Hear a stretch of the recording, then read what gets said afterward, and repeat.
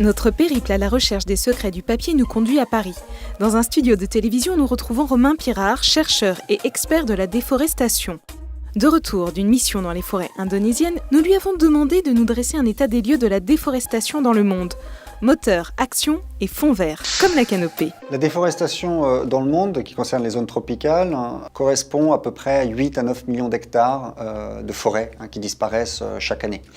Ce chiffre paraît assez élevé. Il est néanmoins en réduction, c'est la bonne nouvelle par rapport à la décennie précédente, 2000-2010, où cette déforestation représentait à peu près 13 millions d'hectares chaque année. Par ailleurs, il faut remettre les choses un peu en perspective et bien comprendre que le couvert forestier mondial est d'environ 1,3 milliard d'hectares.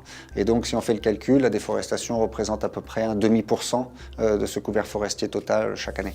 Il y a un grand nombre de causes différentes de la déforestation tropicale. On pourrait citer le réseau routier, on pourrait citer les feux de forêt, on pourrait citer l'extension des villes, l'activité minière, etc. Par contre, l'expansion agricole est identifiée de manière consensuelle comme de très loin la cause principale de la déforestation tropicale. On pourrait pointer du doigt les champs de soja en Amérique du Sud, on pourrait pointer du doigt les plantations de palmiers à huile qui sont surtout développées en Asie du Sud-Est et en Indonésie. Et on pourrait citer également les élevages bovins pour la production de viande au Brésil. À l'échelle mondiale, la déforestation a donc de très nombreuses causes sans lien avec l'industrie du papier. Mais en France, quel est l'impact de l'utilisation de bois ou de pâte par cette industrie ? Si on parle de l'industrie papetière française, qui, disons-le, ne représente qu'1% de la production de pâte dans le monde, la plupart de sa production est en réalité basée sur des approvisionnements domestiques ou européens, donc sans lien avéré avec la déforestation.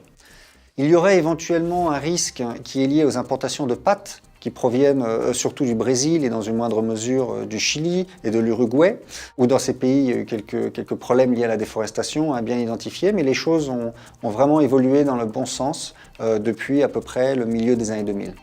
Au final, l'industrie papetière française ne contribue pas à la déforestation tropicale. Merci pour cette bonne nouvelle, Romain Pirard.